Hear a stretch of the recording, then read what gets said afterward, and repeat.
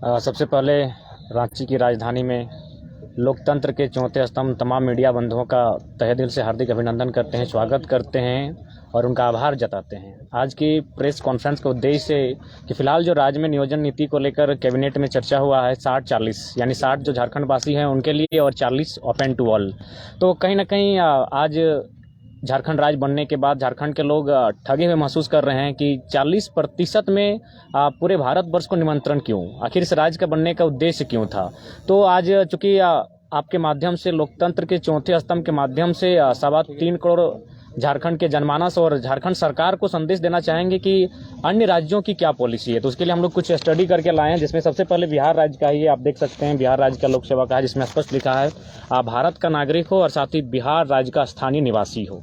तो जब अन्य राज्यों के ये प्रावधान है कि उस राज्य में अगर नियोजन पर अधिकार पहला उस राज्य के निवासी को मिलता है, तो फिर झारखंड राज्य की ये दशा क्यों? आखिर यहाँ के हुक्मरान क्या चाहते हैं कि 40% सीधा आप ओपन कर रहे हैं, यानी अन्य राज्यों को भर रहे हैं। और 40% ओपन होने का मतलब वे लोग फिर ये और एक कॉलम ये है कि जो लोग यहाँ सरकारी नौकरियां करेंगे उनके बच्चे फिर आरक्षण के प्रावधान में आ जाएंगे। यानी आज जो लोग ओपन में आते हैं वे लोग फिर एक दिन 60 में आ जाएंगे। तो ये लूट केवल झारखंड में क्यों? फिर बिहार राज्य का एक शिक्षा का उसमें भी लिखा है ओनली बिहार कैंडिडेट्स अप्लाई। हर राज्यों का जो नियोजन पॉलिसी है कहीं ना कहीं उसी राज्य के लिए है। अब देखिए यहाँ हमारे यहाँ धड़ल्ले से 2-3 राज्यों के जाति आवासीय बनाए जाते हैं, लेकिन यहाँ स्पष्ट है बिहार तो सरकार क्या करते हैं कि अगर किसी प्रकार से कोई फर्जी जाति आवासीय बनाता है तो उस पर भी अनुमंडल पदाधिकारी सभी प्रखंड विकास पदाधिकारी को एक नोटिस जारी करते हैं कि अगर कोई गलत तरीके से जाति आवासीय प्रमाण पत्र निर्गत कराता है तो उस पर रोक लगाई जाए।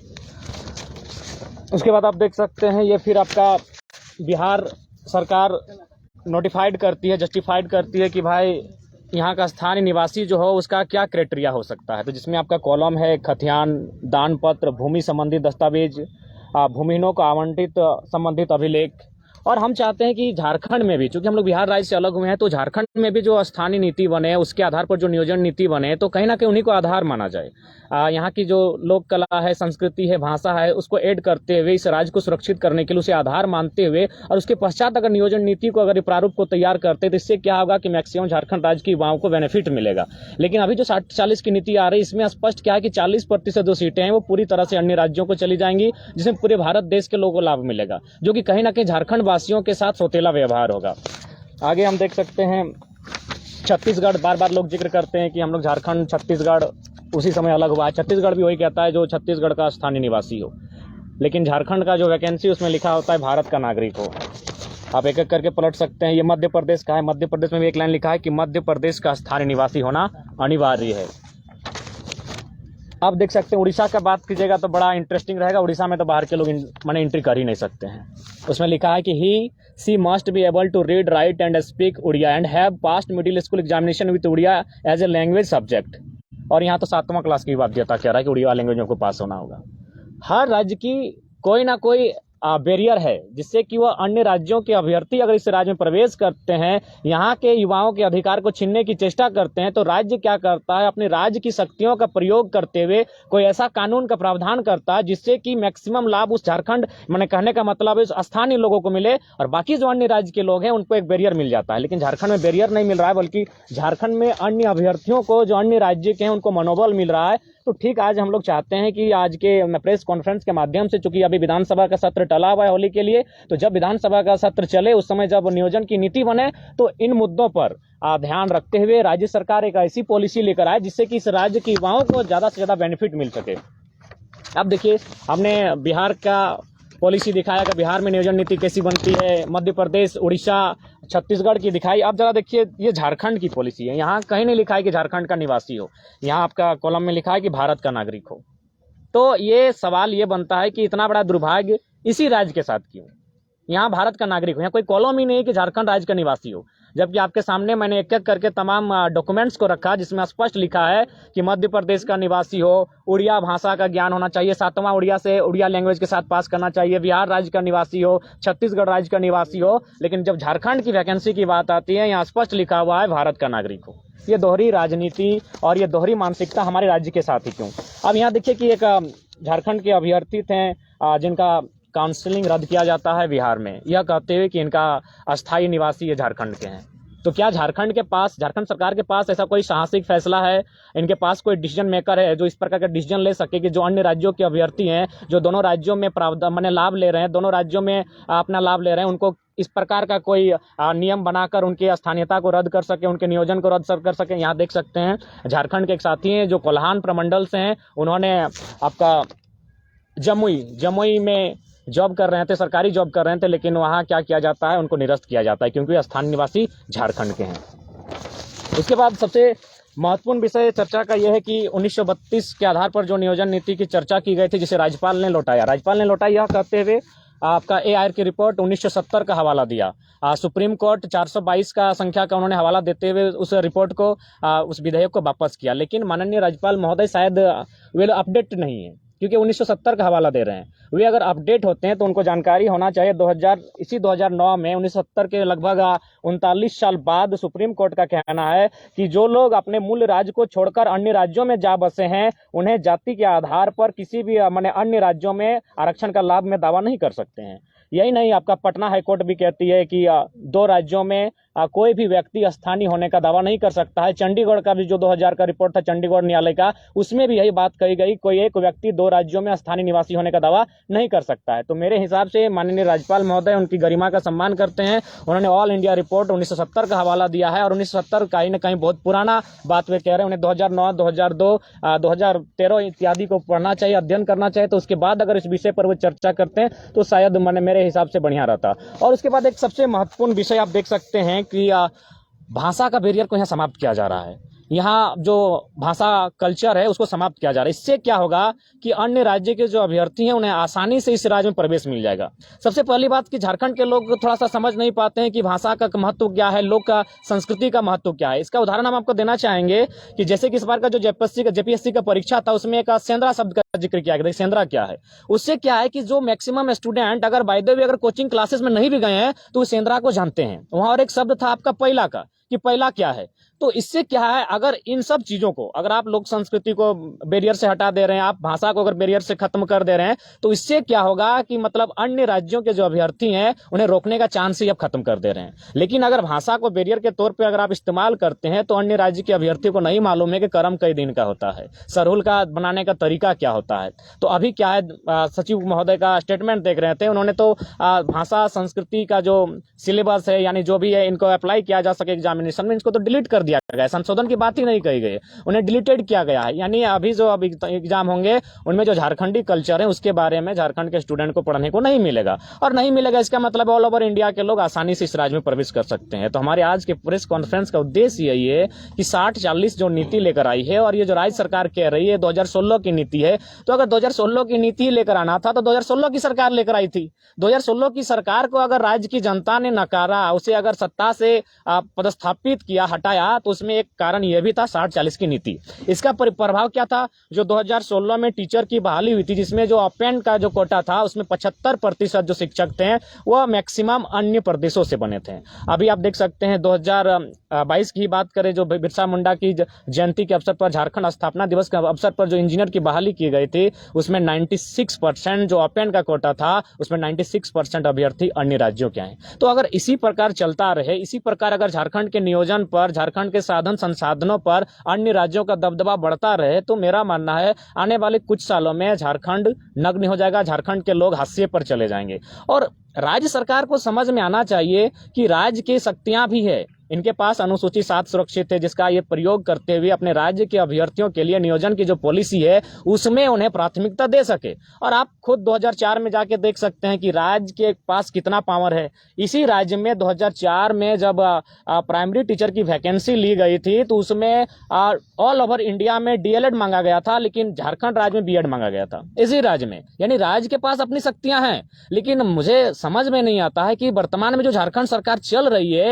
ये किन के अनुसार चल रही है। इन्हें राज्य शक्ति का कोई आभास भी नहीं है कि राज्य शक्ति भी कुछ है, कि राज्य सरकार अपनी शक्तियों का प्रयोग करते हुए कुछ विधेयक बना सकती है जिसमें केंद्र की सहमति ना ली जाए। और राज्य का जो नियोजन का मामला है वो राज्य शक्ति का मामला है, अनुसूची 7 का मामला है, अनुच्छेद में राज्य सूची के 41 का मामला है। उसका प्रयोग करते हुए, उस शक्ति का हवाला देते हुए राज्य के युवाओं जो आज काफ़ी दिनों से संघर्ष कर रहे हैं, उनको हित में कानून बना सकते हैं। लेकिन आज हिटलर ने जो बात कही थी कि जनता को इतना निचोड़ दो कि जिंदा रहना ही विकास समझे, उसी कंडीशन में आज राज्य के युवा हैं। एक तो कई सालों से वैकेंसी आई नहीं है, तो 60-40 नहीं, यहाँ अगर 50-50 की वैकेंसी दे देंगे तो बहुत सारे युवा कहेंगे भाई किसी तरह एग्जाम में बैठने दो। लेकिन उनमें दूरगामी सोच नहीं है। दूरगामी सोच नहीं होने का परिणाम क्या होगा, आप तो किसी प्रकार ये वैकेंसी को भर लेंगे, लेकिन अगले जब वैकेंसी आएंगी तो वही व्यक्ति जो आज ओपन टू ऑल में आपके साथ आ रहे हैं वो झारखंडी निवासी हो जाएंगे। क्योंकि ये भी एक कॉलम है कि जो यहाँ सरकारी नौकरियों में आएंगे उनके बच्चे यहाँ आरक्षण का लाभ लेंगे।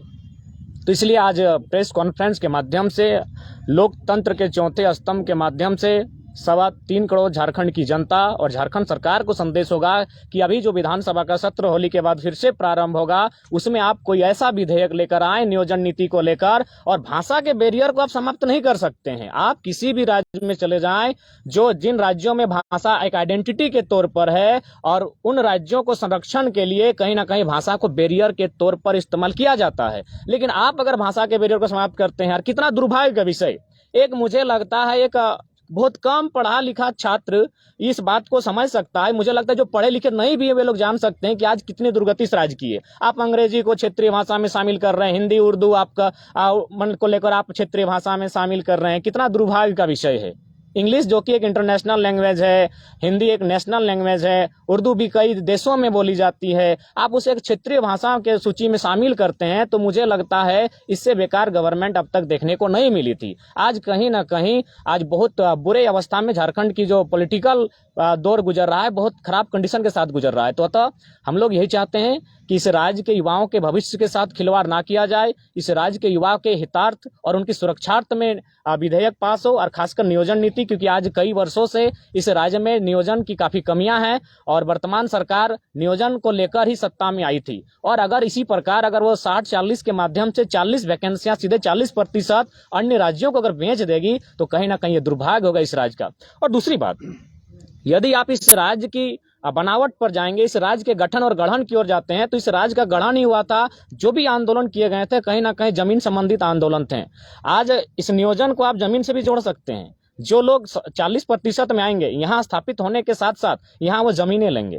जमीनें लेने के साथ साथ क्या होगा, वोटर आईडी यहाँ बनेगा, आधार कार्ड यहाँ बनेगा, और फाइनली एक दिन ऐसा होगा कि पॉलिटिकल डैमेज होगा। उसका जो मैंने ताजा उदाहरण है कोयलांचल का क्षेत्र, धनबाद, झरिया, बेरमो, बोकारो। आज अन्य राज्यों के लोग जो रहने बसने आए, यहाँ उनकी तादाद इतनी बढ़ गई है कि आज कह सकते हैं वो 2 राज्यों में वोटर आईडी कार्ड के माध्यम से सरकार भी बना रहे हैं, अपने विधायक भी चुन रहे हैं, और फाइनली झारखंड के लोगों के जो अधिकार हैं, राइट्स हैं, उनको कहीं ना कहीं पूरी तरह से नेस्तनाबूद नाबूद कर रहे हैं। तो अतः आज झारखंड के युवाओं को विशेषकर इस 60-40 की नीति के विरोध में अपने स्वर को बुलंद करना होगा, और इतना जोरदार बुलंद करना होगा कि इसी सत्र में, ये जो सत्र आपका 12 तारीख के बाद शायद संभावना है फिर से प्रारंभ होगा, उसी सत्र में नियोजन नीति झारखंड के हित में जिस प्रकार से हो, भाषा को बैरियर बनाकर, खतियान को बैरियर बनाकर झारखंड के युवाओं के हितमर बने, इसके लिए आज युवाओं को एक स्वर में आवाज को बुलंद करना होगा।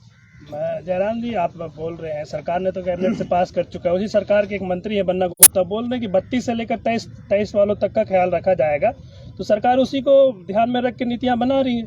देखिए, सबसे पहली बात, जहाँ तक आपने बन्ना गुप्ता जी का सवाल किया, एक जिम्मेवार पद पर हैं, स्वास्थ्य मंत्री हैं, लेकिन उनके बयान को देखकर लगता है कि यहाँ जोकरों की संख्या मंत्री पद में ज़्यादा है। उनका एक बयान सुन रहे थे जिसमें वो कह रहे थे कि बर्ड फ्लू से डरने की आवश्यकता नहीं है, अगर बर्ड फ्लू हो जाए तो मुर्गे को जितना पका के खाइएगा डर की संभावना खत्म हो जाती है। तो कितने हास्यास्पद विषय में और कितना माने दुर्भाग्य का विषय है, झारखंड राज्य के साथ कैसे व्यक्ति मंत्री पद पर आसीन है जिनको मंत्री पद की गरिमा का एहसास नहीं होता है। उसी शख्स का पटमदा क्षेत्र में गए थे, आपका एक छात्रों के बीच एक सभा को संबोधन करने के लिए, छात्रों को मोटिवेशन करने के लिए। वहां जाकर माननीय बन्ना गुप्ता जी कहते हैं कि अरे हम तो जब 10वीं की परीक्षा दे रहे थे तो चोरी करते हुए पकड़े गए, जिस एसडीओ ने हमको पकड़ा था नकल करते हुए, आज वो मेरा सेक्रेटरी है और हम मंत्री बन चुके हैं। तो ये दुर्भाग्य का विषय है, गरिमामयी पद पर होने के बावजूद अगर इस तरह के टिप्पा टिप्पणी कर रहे हैं तो मेरे हिसाब से कहीं ना कहीं अशोभनीय बयान है उनका। जयराम जी, एक खतियान को लेकर के आप बयान दे रहे हैं या फिर भाषा के आधार पे, लेकिन कल ही रांची में बहुत बड़ी रैली हुई, महारैली आदिवासियों की, तो कुर्मी और कुर्मियों के खिलाफ हुई। देखिए, सबसे पहली बात, ठीक है, देखिए सबसे पहली बात, जब कुर्मी का विषय आता है तो मैंने स्पष्ट कहा कि जब जब मैं अध्ययन करता जाऊंगा मैं अपने तर्क देना प्रारंभ करूंगा। सबसे पहली बात है, आज जो जिस प्रकार का माहौल माने आदिवासी और कुर्मी के बीच बनाया माने पैदा किया जा रहा है, उत्पन्न किया जा रहा है, कहीं ना कहीं दुर्भाग्य के विषय। अगर झारखंड राज्य की अस्मिता पर आप जाएं, झारखंड राज्य के अगर अलग आंदोलन पर जाएं कि झारखंड राज्य अलग क्यों हुआ, तो कहीं ना कहीं कुर्मी और आदिवासियों का बहुत बड़ा योगदान है। बहुत बड़ा नहीं, मेरा मानना है 80% सिर्फ 2 कम्युनिटी का योगदान है, बाकी लोग 20 में होंगे, 10 में होंगे, तो इनका बहुत बड़ा रोल रहा है। लेकिन जो लोग बाहरी शक्तियां इस राज्य में काम कर रही है वो जानती है अगर इन्हें तोड़ दिया जाए तो इस राज्य में शासन आसानी से किया जा सकता है। जहां तक कुर्मी का प्रश्न है, सबसे पहला बात, झारखंड एक आदिवासी राज्य है। आज आप मीडिया के लोकतंत्र के माध्यम से मैं ये जानना चाहता हूं कि अगर किसी राज्य का एक आदिवासी राज्य के रूप में गठन किया जाता है तो आधार क्या होना चाहिए? आदिवासी की जनसंख्या होनी चाहिए। यदि किसी राज्य में आदिवासी की जनसंख्या 10% है, 15% है, 20% है, तो क्या उस राज्य को एक आदिवासी राज्य के रूप में गठन किया जा सकता है? शायद संभावना है नहीं। जब इस राज्य का गठन 1912 में किया जा रहा था तो 1913 का आप गैजेट पढ़ लीजिएगा, जिसमें कुर्मी कम्युनिटी को एसटी की सूची में था, यानी उनको आधार मानते हैं। उनका पॉपुलेशन लगभग 20 से 25 के आसपास है।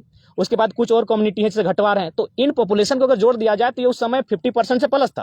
तो यानी कोई भी राज्य अगर गठन होता है तो कम से कम उसका पॉपुलेशन 50 to 60 होना चाहिए। तो उस समय जब इस राज्य का गठन हो रहा था, उस समय ये जो कुर्मी कम्युनिटी है वो कहीं ना कहीं एसटी की सूची में शामिल थी और उसी को आधार मानकर एक आदिवासी राज्य के रूप में इसका गठन किया जा रहा था। यही नहीं, ये राज्य आज भी अधूरा है क्योंकि हमारे पास 9-10 जिले नहीं है। बंगाल का पुरलिया, झारग्राम, आपका मयूरभंज, क्योंझर इत्यादि नहीं है। उन राज्यों में आप चले जाएं, वहां भी सर्वे करें तो झारखंड राज्य जो बना, बृहद झारखंड बन रहा था, उसका उद्देश्य यही था आदिवासी राज्य के रूप में। तो आदिवासी राज्य का मतलब कम से कम 50% जनसंख्या। तो आदिवासियों का तो साफ तौर पर कहना है आप लोग उनका भूमि हरण करने के लिए, उसका अधिग्रहण करने के लिए, हक मारने के लिए, आपको नहीं लगता कि लेट कर दिया आप लोगों ने आंदोलन? देखिए, मेरा मानना है आज जब मेरा जन्म नहीं हुआ तो उससे पहले से कुर्मी आंदोलन चल रहा है।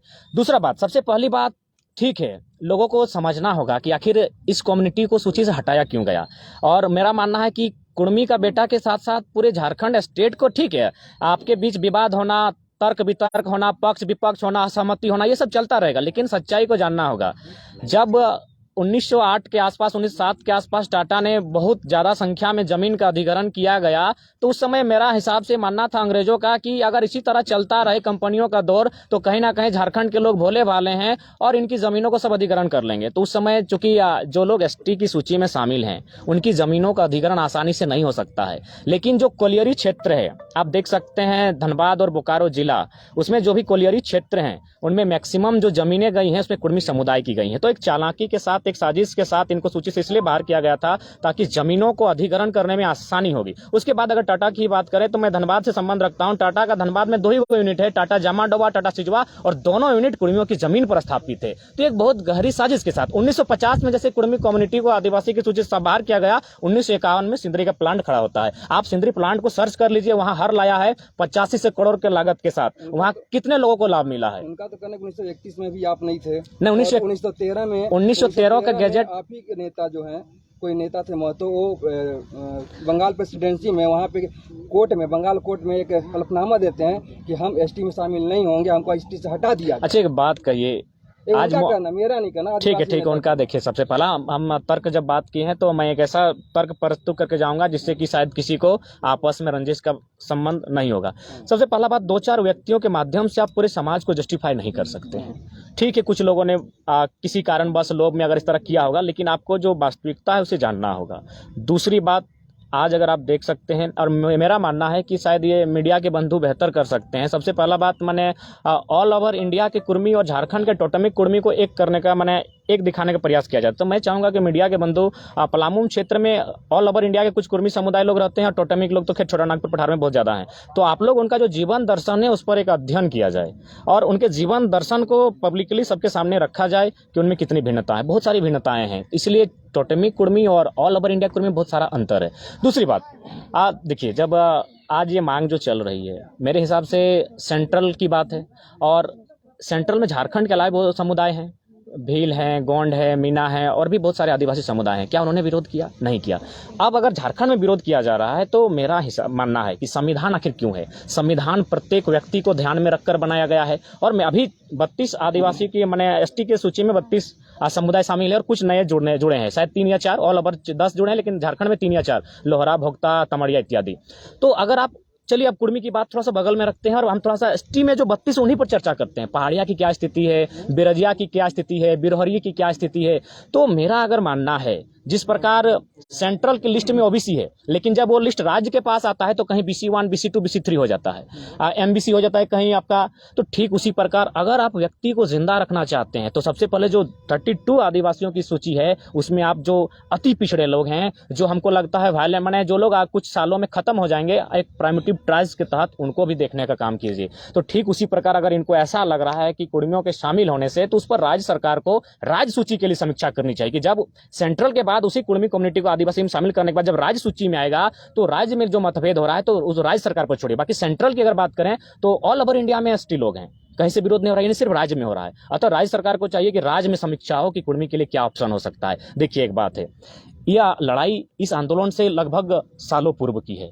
हम लोग 32 के खतियान को लेकर निकले थे, हम लोग नियोजन नीति को लेकर निकले थे, लेकिन अगर जब आपका सवाल आएगा तो उसका हम तार्किक उत्तर रख सकते हैं। और तार्किक उत्तर यही है कि जब राज्य का गठन किया जा रहा था तो एक बहुत बड़ी आबादी के साथ आदिवासी राज्य के रूप में से गठन किया जा रहा था। उस समय तत्कालीन जो सूची थी उसमें कुर्मी शामिल था। उसके बाद उसे सूची से हटाने का रीजन यही था कि खनिज संपदा, मैक्सिमम जो खनिज संपदा है वह कुर्मी की धरती पर ही आज उतना नहीं। अगर हम बात करें HEC और हिंडाल्को की तो मेरे हिसाब से हम लोग काफ़ी आयु हमारी कम है, आप लोग खुद जाके सर्वे कर लें कि मैक्सिमम जमीनें किनकी है। तो जमीन अधिग्रहण करने के कारण ही उनको सूची से बाहर किया गया था। एक आरोप आप पर भी लग रहा है, आदिवासी लोग लगा रहे हैं कि जयराम मतलब जहाँ भी कई उम्मीद कुछ विद्रोह होता है वहाँ पे जाके कूद जाते हैं, खाली पहले भाषा फिर खतियान फिर जैन वाला पहाड़ पे जाके। देखिए सबसे पहला बात, मैंने हर जगह कूद जाते हैं, टांग अड़ा देते हैं, इनका राजनीति अब खत्म। नहीं, सबसे पहली बात है हम लोग का भी उम्र क्या है, यही तो हम लोग स्टार्टिंग कर रहे हैं। हम लोग कभी दांत ठीक से 32 को उगा नहीं है, तो मेरे हिसाब से गलत धारणा दे रहे हैं। और हम लोग तो हमेशा किसी के अधिकार पर हम लोग वार नहीं किए हैं।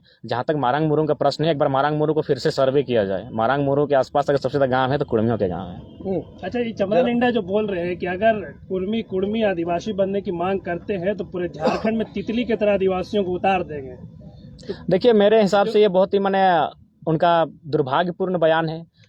गुर्जर लोग आंदोलन किए, जाट लोग आंदोलन किए, पटेल लोग आंदोलन किए, क्या किसी अन्य समुदाय ने उनके खिलाफ जाकर सड़क में आंदोलन किया? नहीं। यानी कोई कम्युनिटी चाहे कोई समुदाय अपने अधिकार को संवैधानिक दायरों में मांग सकता है। हाँ, आप क्या कर सकते हैं, अगर आप असहमत हैं तो आप कोर्ट में जाकर PIL दायर करते, याचिका दायर करते हुए कोर्ट में ये मांग कर सकते हैं। उसके बाद निर्णय लेना, उसको शामिल करना ना करना, ये कोर्ट का विषय रहता है। लेकिन आप एक भी, भारत देश में इतने आंदोलन हुए हैं, सभी समुदाय सभी वर्गों ने किया है, क्या किसी अन्य वर्ग ने उसके खिलाफ आंदोलन किया है? ये शायद झारखंड में ही हो रहा है। और मुझे लगता है अगर वास्तव में ये लोग आदिवासी चिंतक हैं तो उन्हें ये चिंता करना चाहिए कि जब अगला परिसीमन होगा, क्योंकि एक समय इसी भूभाग में कभी 70% आदिवासी हुआ करते थे, आज़ादी के जब हुआ तो उसमें 52% हुआ करते थे, आज 26 में आए हैं। जब अगला जनगणना होगा, खासकर जातीय जनगणना जो पूरे देश में बात उठ रही है, उसमें क्या स्थिति होगी? तो अगर वास्तव में अगर आदिवासी चिंतक हैं कुर्मी, अच्छा आपका वो तो अभी शामिल हुआ नहीं है, 70 सालों से खुद अपने अधिकार से माने लड़ रहा है, संघर्ष कर रहा है। लेकिन अभी अगर वास्तव में चमरा लिंडा इत्यादि जो भी नेता हैं, ये अगर वो आदिवासी चिंतक हैं, हम भी चाहते हैं आदिवासी का भला हो, क्योंकि आज भी शोषित हैं, वंचित हैं, तो सबसे पहले ये सर्वे हो, जब अगला परिसीमन हो तब उनकी जनसंख्या क्या ठहरेगी, क्या उस समय आपका जो ये आदिवासी राज्य के रूप में चिन्हित किया गया है तब वह उस माने क्राइटेरिया में खड़ा उतरेगा कि नहीं उतरेगा, इस पर चर्चा होना चाहिए। परिसीमन होगा ही।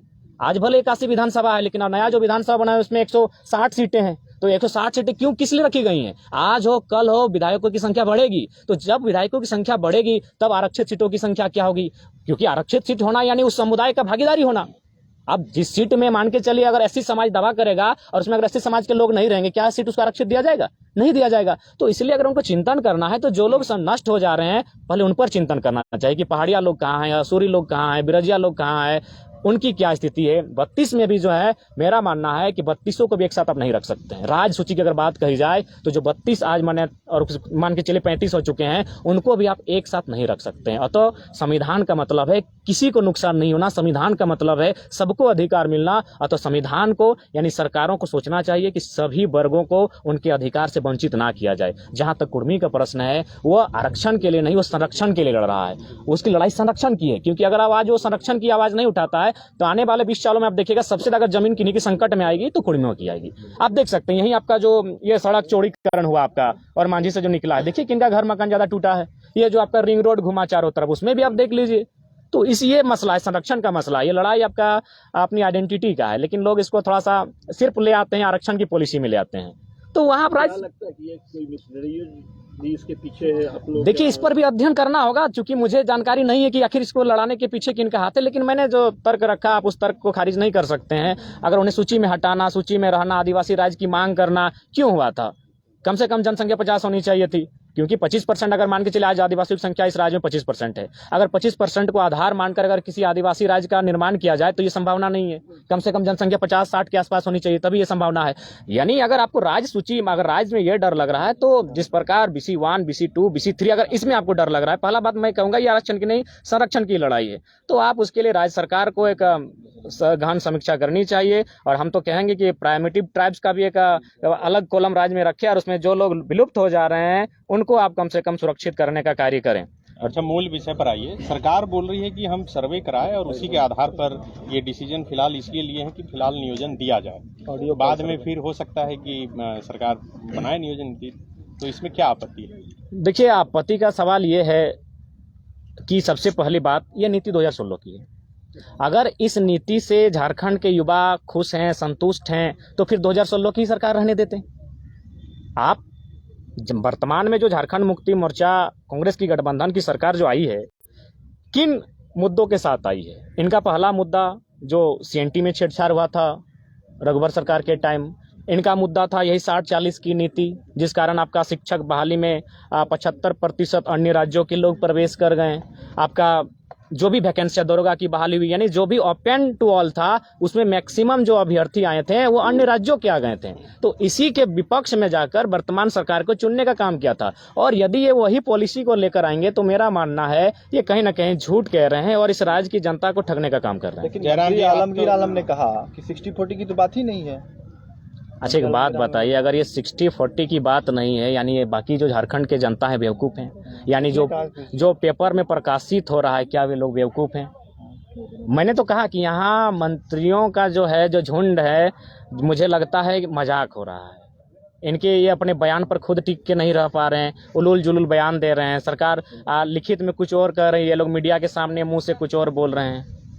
अच्छा, ये तो एक भ्रम ही फैलाया जा रहा है कि नियोजन नीति लाई है सरकार के लिए। ऐसा तो कुछ हुआ नहीं है, क्योंकि नीति तो ये तो हमने भी वही कहा। जो नियम सरकार पहले बनाई थी कि मैट्रिक और इंटर यहाँ से पास करना है, उसको सिर्फ विलोपित कर लिया गया। तो वो हाईकोर्ट के आदेश पर हुआ। तो हमने भी आज के से पहले का नियम बिल्कुल, मैंने भी आज के प्रेस कॉन्फ्रेंस के माध्यम से मैंने भी यही कहा कि जो विधानसभा सत्र 12 के बाद प्रारंभ होगा, उसमें आप नीति को बनाए। हमने तो ये नहीं कहा कि आपने नीति बना दिया और उसके विरोध में हम लोग कॉन्फ्रेंस किए हैं। मैंने तो ये कहा कि झारखंड के सरकार को इस प्रेस कॉन्फ्रेंस के माध्यम से हम संदेश देना चाहेंगे, मैंने डॉक्यूमेंट्री के साथ, कि बिहार के पास क्या पॉलिसी है, उड़िया के पास क्या पॉलिसी है, छत्तीसगढ़ के क्या पॉलिसी है।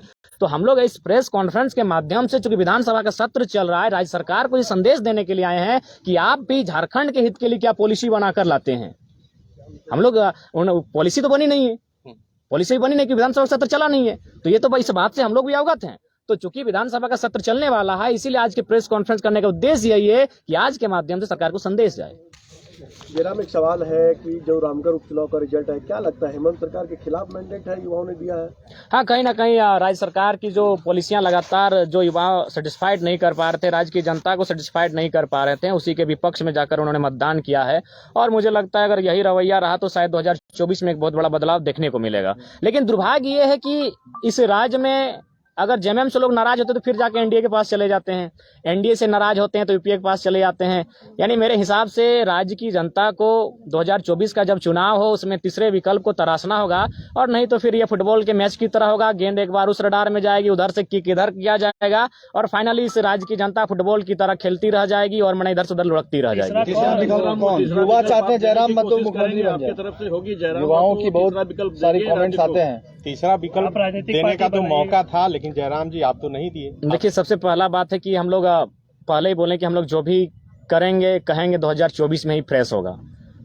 उपचुनाव और साल 1.5 साल के लिए हम लोग रिस्क नहीं लेना चाहेंगे, ना हम लोग इंटरेस्ट लेना चाहेंगे। जो भी होगा 2024 में ही होगा। और बिल्कुल अगर युवा चाहें इस राज्य के तो बदलाव होने की गुंजाइश हो सकते हैं, लेकिन थोड़ी सी संभावना इसलिए कम लगती है क्योंकि कहीं ना कहीं मैंने जो अक्सर कहा है कि चुनाव के समय तक बहुत कुछ देखने और सुनने को मिलता है, लेकिन जैसे ही चुनाव का समय आता है कहीं ना कहीं पैसा बहुत ज़्यादा हावी हो जाता है। फिलहाल जो युवा है वो कहीं ना कहीं लड़ने की, पैसा देकर चुनाव लड़ने की स्थिति में नहीं है। और दूसरी बात, 2024 का जो चुनाव होगा उसमें केवल पढ़े लिखे युवा नहीं चाहिए, बल्कि ऐसे युवा चाहिए जो अपने प्राणों की आहुति दे सकें। इसलिए इस बात को मैं कह रहा हूँ, क्योंकि मैं एक PhD का छात्र हूँ और मैं झारखंड के भविष्य को देख पा रहा हूँ।